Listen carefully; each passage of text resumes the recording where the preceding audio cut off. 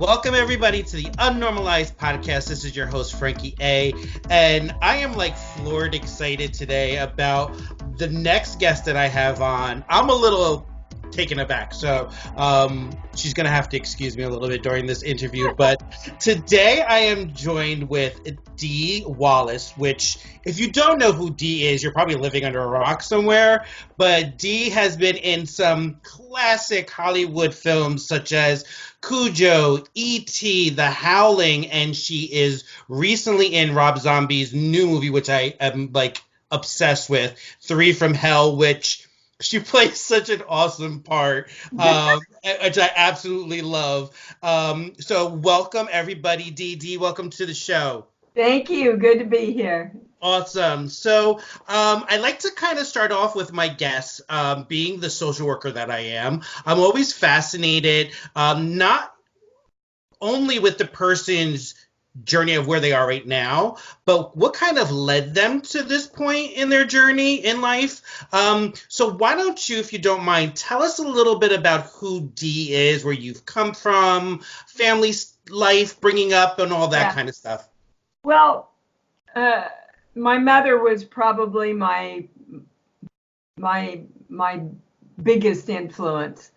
Not only was she just love personified, she worked most of her life for the Cancer Action Foundation in Kansas City, and so I spent much of my childhood growing up watching her helping people in need.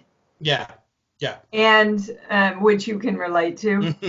And come from a pretty poor home. We didn't have a lot of money. My dad was a salesman until he became quite a severe alcoholic and really couldn't work anymore.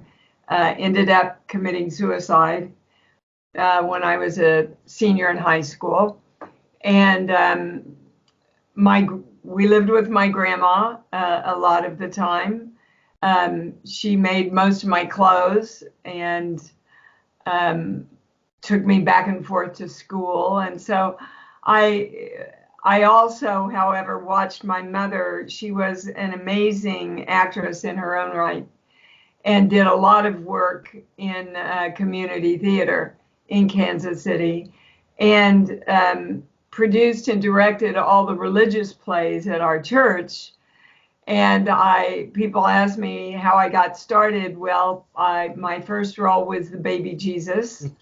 And before I left Kansas, my last role was the Virgin Mary. That's great. I have that real yin and yang of stability and not stability. Mm-hmm. I also have a real yin and yang of spirituality, which started out as organized religion, and kind of a reverence, a reverent fun about life, I guess. I say it's been half my life being scared to death on film, and the other half teaching people how not to be afraid. Yeah. So, in a nutshell, that's kind of it. Awesome. So you started out kind of like in a localized atmosphere and setting, and it comes to this whole acting thing. So what was that when you kind of, or was it like from watching Mom that you kind of got bit by that acting bug and was like, there's something there that, I can do this. I can take this on and do it professionally. Well, I don't think an 8-year-old thinks in those terms, but I remember sitting in the sanctuary and people from 4 states would come to watch my mother's religious see their plays. And I remember sitting there, and I was little, like 8, looking around, and these grown men were crying and women were crying, and I went, oh, my mommy did this to people. I want to be able to move people like this. Mm-hmm. And, and at the same time, like I said, we were pretty poor, but my mother would barter her secretarial skills to get me dance lessons, to get me what they called elocution lessons back then.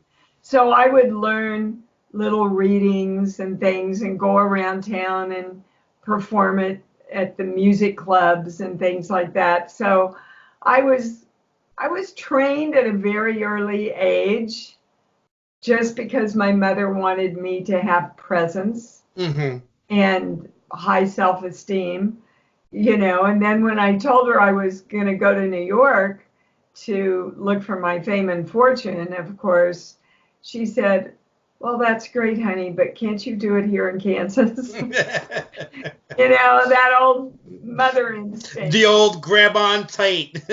Well, we fear for our kids. Yeah, absolutely. By the way, my channel says worry is the biggest sin you can do against yourself, your creation process, your kids, your elderly parents. Worry focuses our brain on what we don't want. Yes. And we know whatever we focus on, we create more of. Yes, absolutely. And that's a whole nother topic that I'm so very excited to talk to you about, just because I think we have a lot of the same principles that we work with people on. Having read your website and all the services that you provide for people outside of which people may not even know that you provide these services, which we'll talk about, besides being a famous actress. And plus, correct me if I'm wrong, you also do acting coaching, correct? I do. I used to have one of the largest studios in LA. I do not teach at the studio anymore, but if people call me and want private sessions, they come to the house to do them. So that's like a whole conversation I want to get into. But what fascinates me, and a reason why I do this podcast is, one, because I just love pop culture.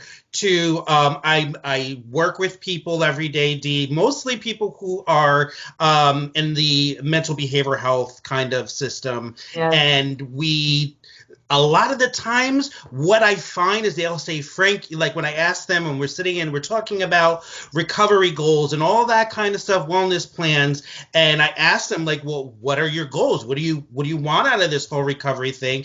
And they say to be normal. And it kind of like strikes a chord in me, because I'm like, there is no normal, one. Yeah. Two, it's okay not to be normal, and to kind of create your own journey, your own path, your own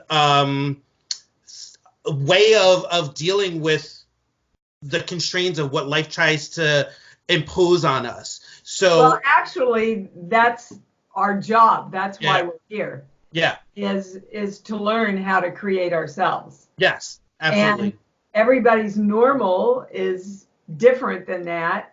I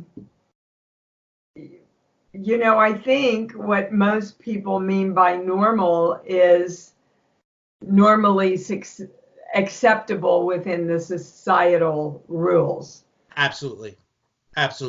Which, and what fascinates me when I talk to people of your caliber, who have done phenomenal things with life, is that there is a conventional route that people feel comfortable taking, and as a parent now, I can kind of understand that. I have a 17-year-old son who's going to college in a year. So, it's the do things that are safe, that are going to make you money, that are going to make you secure and all that. But I have to take a seat back. Yeah, because I'm like, that's totally what I tell people not to do in my 9 to 5. And so I always like to tap into people like, you could have went like a normal route. You know what I mean? Well, I did actually go a normal route. I got my teaching degree. Oh, okay. Taught a year of high school. And I love teaching. I've been a teacher all my life, whether it's dance or my acting studio or 9th grade. But I I think the best advice I could give somebody is do what makes you happy. And everybody goes, yeah, sure. Because we're almost taught that if you're going to do something that's successful, you can't really love it. Yes. And if you do choose to go do something you really love, everything else kind of falls into place. Absolutely. Absolutely. And I've done a ton of different things with my life. And it wasn't until I got into doing the work that I do now in social work. I mean, I was a chef. I worked under some really big chefs in New York City. Right. And yeah, and I've done work for performing arts centers here in New Jersey. I've done all kinds of stuff creatively, but it's this work that I'm doing now that is the most rewarding, the most fulfilling thing that I ever could do. And it's amazing because it's not about me. It's about the people that I'm serving and the people that I'm helping, which is kind of refreshing because I get out of my own head, and I'm able to be present and focused and centered for the people that I'm working with, because if I'm not in that space, I'm no good to them. Or yourself, by the way. Oh, yeah, absolutely, absolutely. So, Dee, talk to me about, like, okay, so now you're in New York and you're obviously auditioning probably for a ton of different things.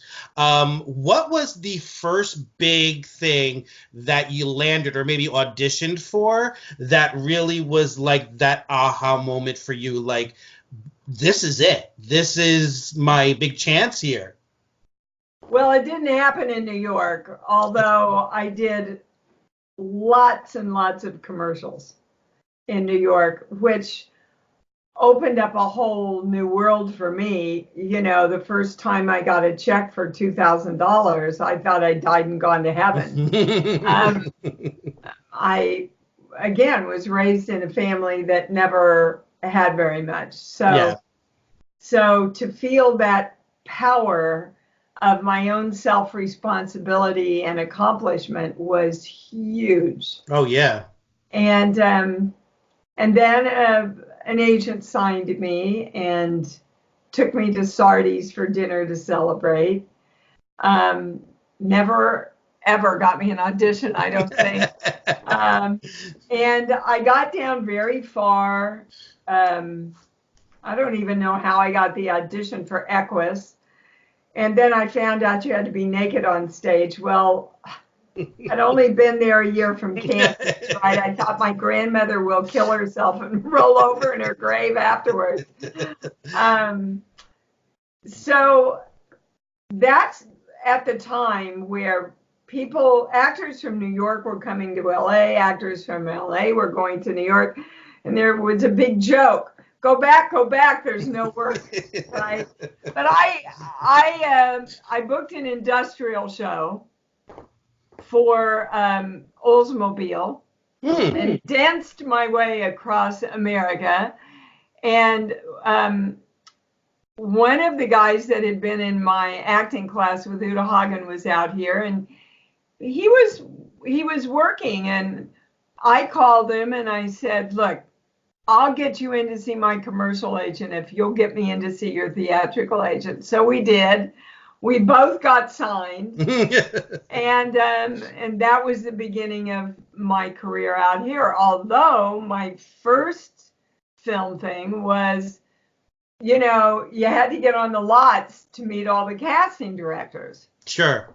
And it was literally impossible. So I baked a lot of chocolate chip cookies and wrapped them up in cellophane and put them in the back of my car and went to the guard gate, and I said, yeah, I got a lot of deliveries. And he went, yeah, okay, go on through. Nice. So I took them all. I was delivering them to all the casting directors, and Reuben Cannon, who was the head of casting at Universal, came out while I was here, and he went, oh, chocolate chip cookies, come on in, let's talk.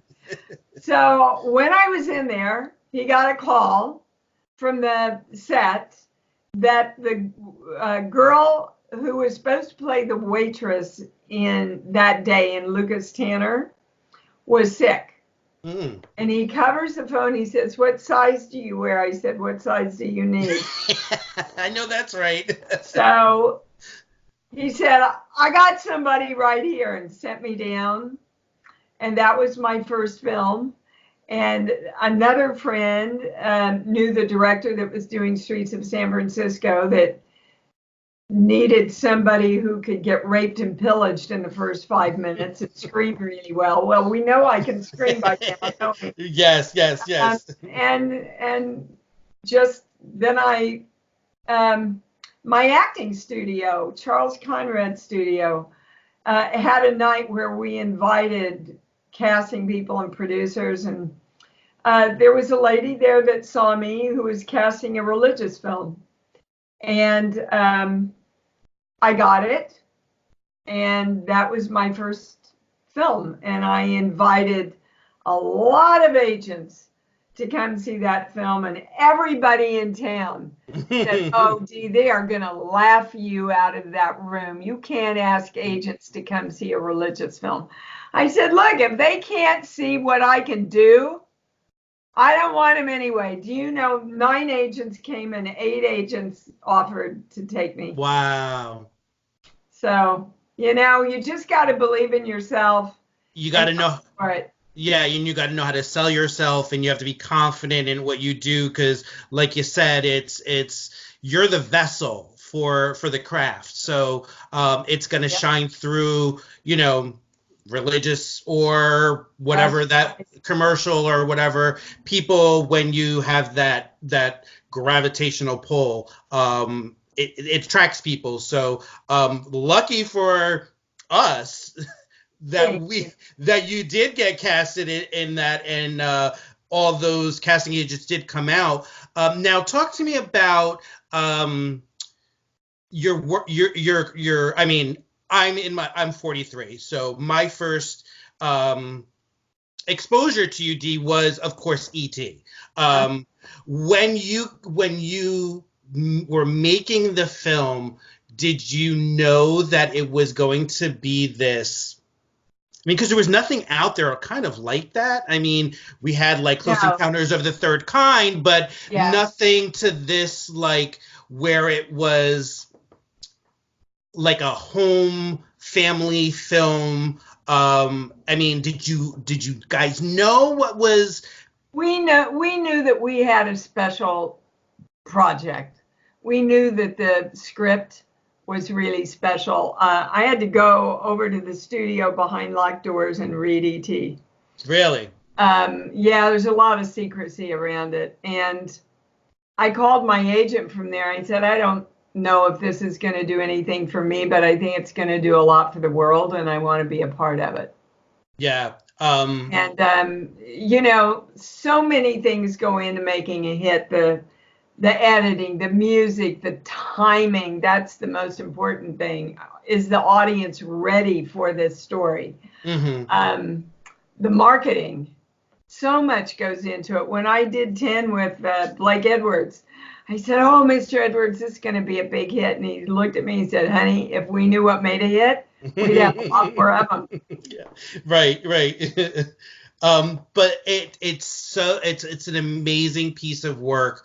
And it's what's phenomenal about it is, I watched it and it was instantly a favorite. It still is of mine. I have young nieces and nephews that are, maybe 10 years or like 15 years younger than I am, and it's like their favorite. My son, I expose him to it. It's just something that it sustains the times, and I think that there's a lot of stuff that's out there, but we rarely find a piece of work like that kind of moves through the generations and still has an impact. I mean, like, I've watched the film a million times probably, and every time I watch it, I still get emotional. I still get those same feelings that I felt the first time that I watched it, and that's what is a testament to the work. You bet. It's our Wizard of Oz. Yeah. And there's something in that film that surpasses your mental mind and reaches your heart. I don't know how else to explain it, but it reminds us of the truth of love and friendship and working together. It reignites that knowing in us, I think. Yeah, absolutely. Now, how did you get into this whole horror genre? Which, by the way, I have to admit, I am like a huge horror fan. I love everything. Oh, horror. Good. So I'm glad. I didn't go looking for it, but when it found me, I went, whoa. The horror genre allows me to do everything I love to do. I like to do highly emotional work. I like to play big arcs where I go from being okay to not so okay. I mean, my talent lives for movies like The Frighteners and Cujo, and The Howling. So I think once I did a couple of the horror films, I loved the work so much. And, when you do that, you attract more of that to you. Yeah. So I had done The Howling, for Dan Blatt, and then I'd done E.T., and then Dan was getting ready to do Cujo, and I was a name by then. And so he called me, and I read it, and I went, oh, my God, what woman would not want to play this tour de force role in this film? And for me, it was never a horror film. It was always a film about how far a mother would go for her child. Absolutely. And being a parent now and having a wife and to see how far a mom would go, it's great that you pose it that way because there is just something about, and I guess what makes it even more intense for me is the simplicity of it, but the intensity of it. So it's like it's your child, a dog, and basically a car. You know what I mean? And the film is wrapped around that, but just with those pieces, you're left like hanging on the edge of your seat, biting your nails in one moment, and then rooting for you the next moment as mom trying to protect her son. And there's just so many emotions that kind of go into that movie, and that was probably like when I look back at your career and some of the earlier stuff that I was exposed to, I was like, wow, she went from doing this heart-loving, basically kind of like the same mom. Mom in E.T. was all about her kids and making sure that her kids were as protected as she possibly could make them. But then to see a different mom where, really empowering and really fierce, about the protection that like mom versus animal, like nature, I thought it was just a great kind of different shift in seeing that. Like now,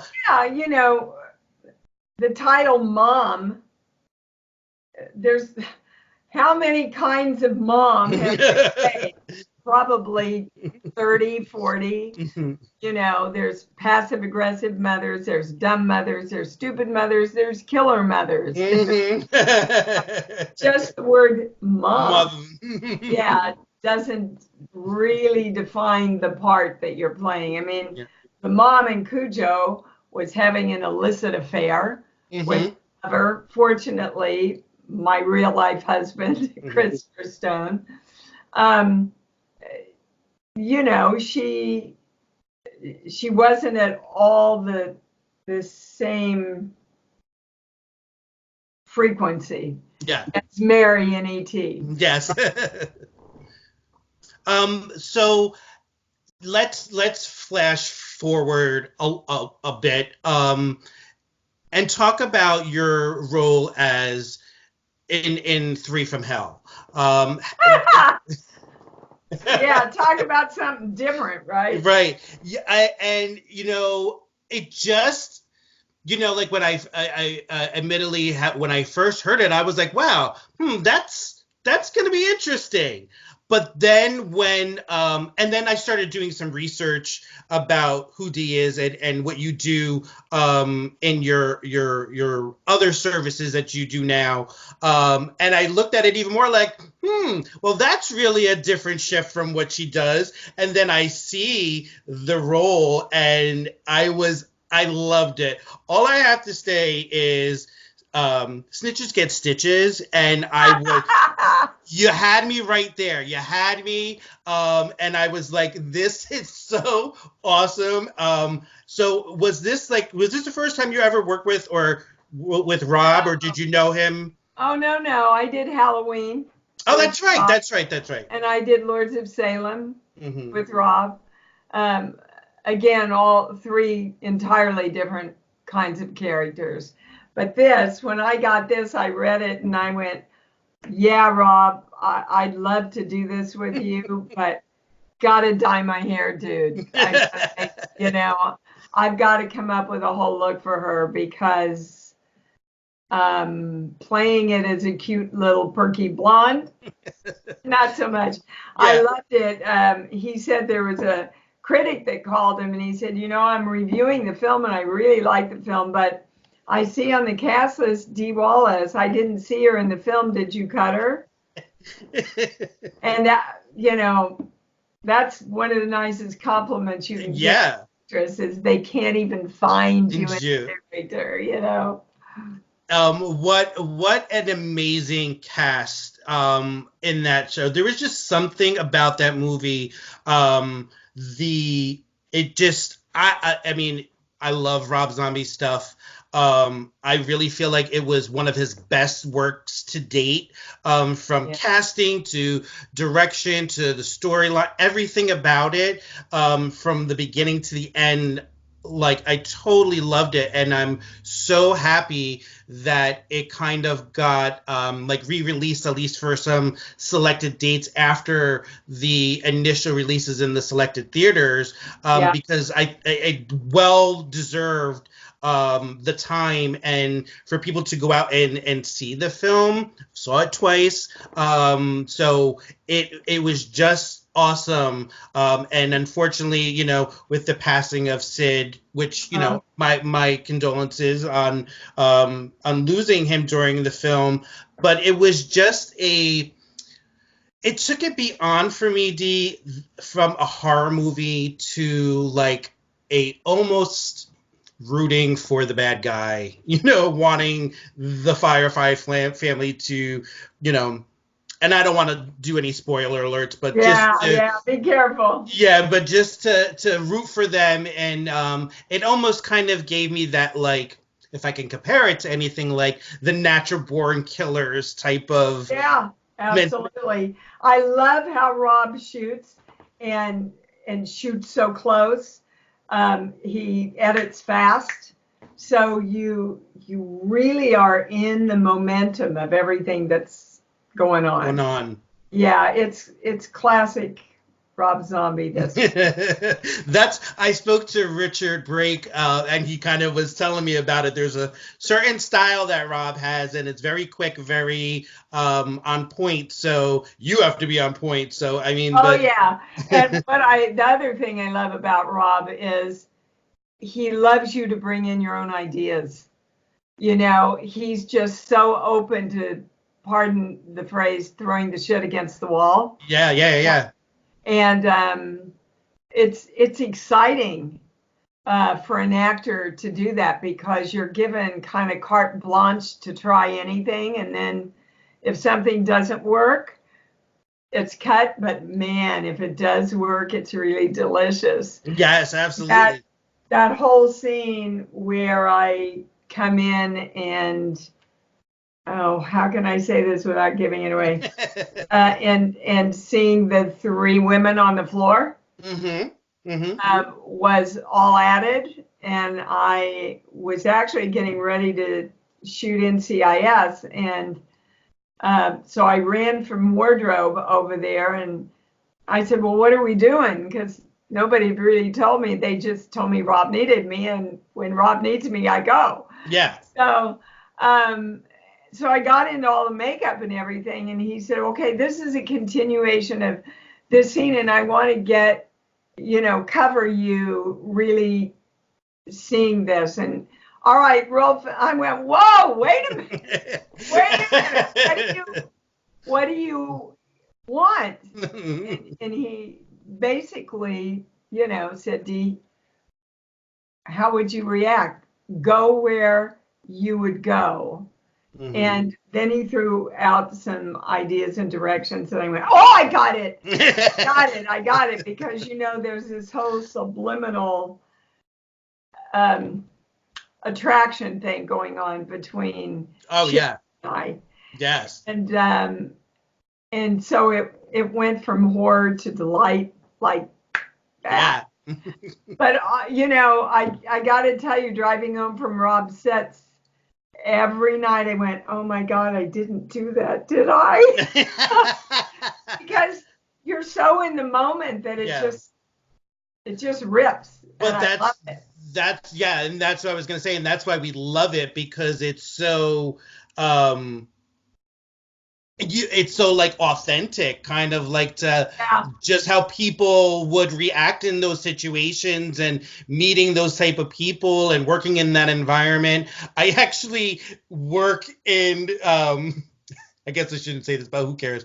I work for the Department of Corrections here in New Jersey doing social work, and when I watched it, it was it hit close to home of a lot of the stories, not necessarily that I've seen myself, but I've heard that kind of goes on in the prison system. So it was like, wow, like it was like, she's on point with that, because, I've heard some stories that stuff like that kind of goes on. So, well, there were a lot of characters that could have used your help. That's for sure. So let's talk about, good segue into, Dee, explain to viewers out there who are watching what you do with your services, that you work with people that kind of mirrors some of the stuff that I do. Well, basically, I'm a clairaudient channel, which means I hear information. And if I had to put it really succinctly, the best service I think I offer is I'm able to dive into people's energy and find out what belief systems are blocking them, where they need to take action, why their little child is holding them back. I'd love everybody to go on YouTube and watch my TED Talk. You'll learn a lot about what's running you right now. And and so when we're able to get definitive information around what's blocking us and why we can't seem to get there or can't seem to make ourselves do what we want to do, then your whole world opens up and you can step into your power. Yeah. I'm actually a certified in mindfulness cognitive behavioral therapy. So I love really kind of focusing on the self, and pulling in all these kinds of tools. And when I work with people, I just don't throw stuff at them and say, here, go try this. It's usually generally something that I have tried, or maybe somebody who has recommended to me to try. So I've done things like, I'm very much into things like clearing out energies for myself. So I do a lot of singing bowl meditations, light language meditations. Mm-hmm. You basically could name it, and I've tried it. I totally get where some of those energies, or a lot of those energies, are the blocking factors that kind of hold people from their biggest potential in life. And so when I've read this about you, I'm like, this is like phenomenal that someone like yourself would not only lend herself to how you have over the years into people's homes and being giving all yourself on screen, but to then do this in your private life with people is very commendable, Dee, and I appreciate that someone like you is out there working with people to help them achieve the best life that they possibly can. And that kind of back at you, honey. Right well, back at you. well, thank you. And I call it like I see it because I know working with people to get them to trust you and to really, give you the honor of tapping into those spaces with them is very vulnerable and is very precious. So people like you and I have that ability where people allow us to kind of ooze into those crevices that may be kind of blocking them to pull things out of them or give them the tools and opportunity to pull things out themselves. Well, sometimes, it just takes somebody who's really objective. Mm-hmm. That's not immersed in the emotion Mm-hmm. and the reaction. Because if you're immersed in the emotion and the reaction, you cannot be objective enough to create something else. Correct. And I love what Dana Wilde, she has a great quote. She said that there's nothing wrong with your story. It's just that you keep telling it.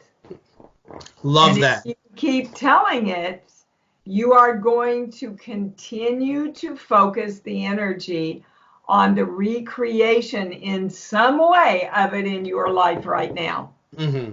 So we've all been victimized, guys.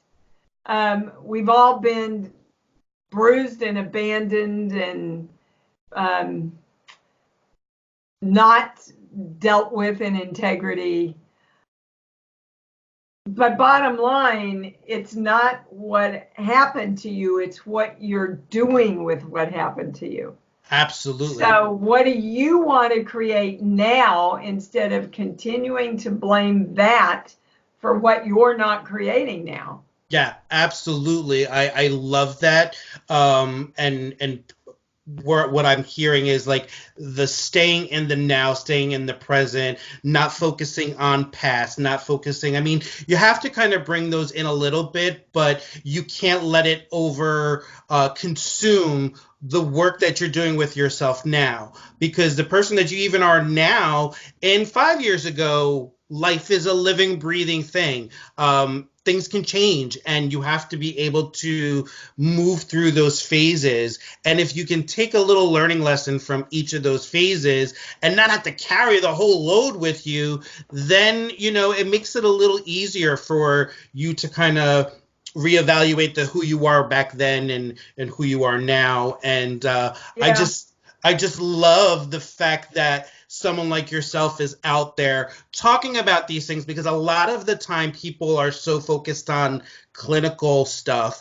And just so you know, I actually come into the field. I'm what's called a certified recovery support practitioner, which that's a fancy word and term that they use now for a peer support specialist. So I come in with a more of real life experience, peer perspective, versus then a clinical approach to things. And you would be surprised when you don't come at things from like a medical model, clinical perspective. People are more open, aren't they? 100%, 100%. And I love that there are people like yourself that believe that people can obtain their best life by working out some of this junk in the trunk that they have and they're carrying with them. But how did you, was this something that kind of fell into your lap? What made you kind of shift into this? Oh, when I was young, I used to get messages. I woke my mom up one night and I said, something's wrong at Grandma's house. And God bless my mother. She got up and we went over there. And the cat had turned on all of the gas in my grandma's house. But, you don't think anything about it. I think that the biggest explanation in my family at the time was, well, she's just real close to grandma, Mm. you know. And I used to hear voices, not like we hear each other's voice, but there was this long flight of steps going up to my grandmother's apartment. And I used to sit on them to talk to my boyfriends. And I would hear, help me, help me. And finally I said, what do you want to leave? Is what I heard. And I said, well, you don't need my help. Just decide that you want to go to heaven, is how I put it at the time. And I never heard the voice again. Wow. So then I put that all away while I went to college and everything. And when I met Christopher Stone, my husband of 18 years, he was very involved in a philosophy called conceptology, Mm-hmm. which was really one of the forerunners of all of this stuff. Mm-hmm. And we would go down and study conceptology a couple of times a month down in Santa Ana. And so that started opening all this stuff back up. And then when he died suddenly, I dropped to my knees and I said to God, look, or the universe or the force, whatever your term is, it doesn't care. Mm-hmm. I don't want to be pissed off and I don't want to be a victim. I want a way we can heal ourselves. And within seconds, I heard, use the light within you to heal yourself. And I'm still learning about what that means. But I quickly saw that I was getting messages, especially when I'd go to teach. I would pick up energy from the kids that were doing the scenes or the kids that were auditing. And their lives started to change, and their parents wanted to do the work, and then their friends wanted to do the work, and now I have clients all over the world. Amazing, and rightfully so, deserving, and I absolutely love you even more now that you do this type of work, because there's not too many of us who are out there who really want to see people really do this and turn this life around into something. I want to see people move back into love. We all poo-poo love. Yeah.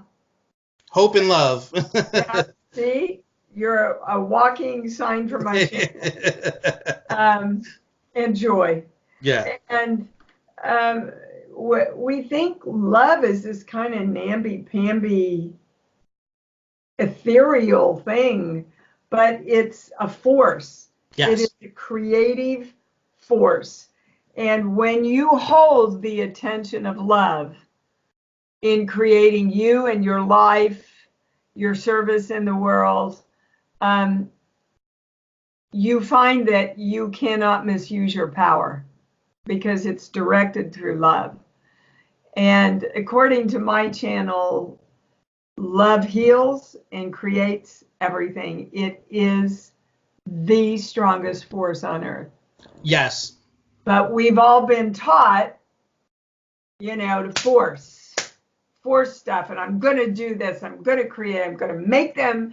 And I'm going to get back. And, and it just, and here we are. We're all exhausted trying to do that. Absolutely. And not getting what we want. Either. I was just going to say, and not getting anywhere. So the power of love and support, I and in my experiences doing the work that I've done, has seen way more possibilities come up for people than them trying to fight and harbor resentment and anger and all that kind of stuff and revenge and all that kind of stuff that feels good, it feels that fire for people, but in the long term, that is just like a temporary fix to things. It's not a sustainable solution for things, and you get more out of the love and support and hope. Well, when you put your power behind it.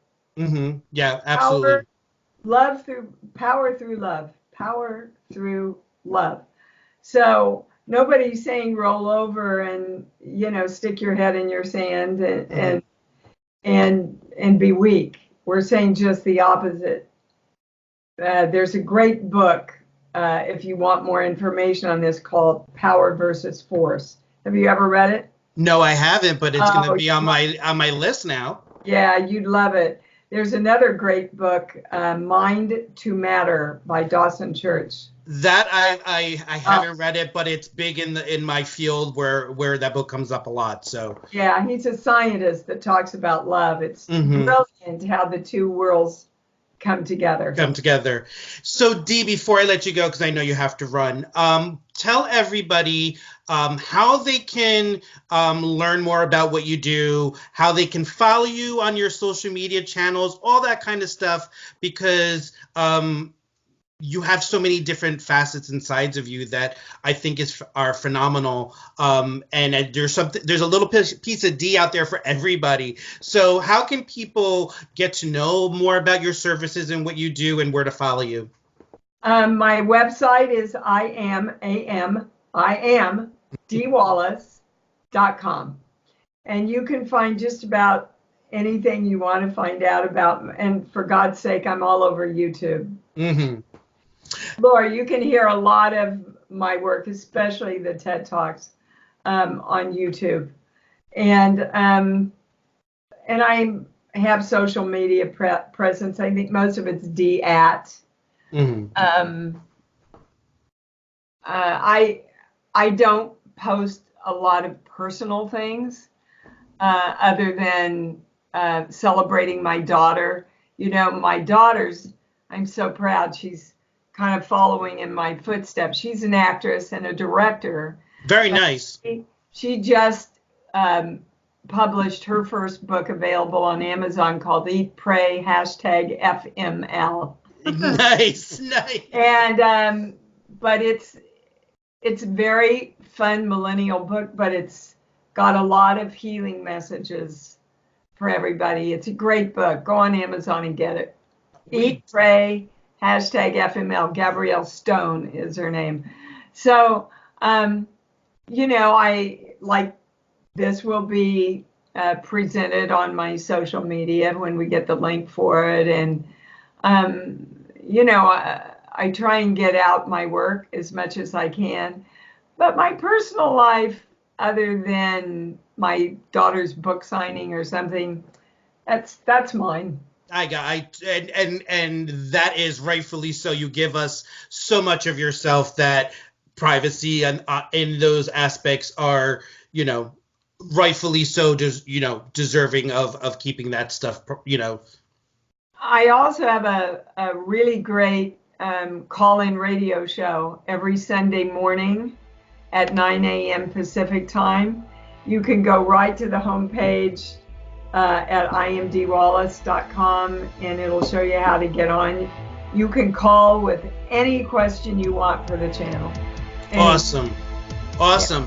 So Dee, what I'll do is when I post this episode, I'm going to put the link to I Am Dee Wallace. I'm going to put some of the links to your TED Talks, how they can get on the radio show with you too. Just so people can, easy access to getting right to you. And Dee, thank you so much for joining me on the Unnormalized podcast. Thank you most of all for the work that you do with people, because I know people out there need people like you to inspire them. Well, thank you so much. And you bet. Thank you so much, Dee. Well, this has been the Unnormalized podcast with Frankie A. and Dee Wallace, and everybody get unnormalized.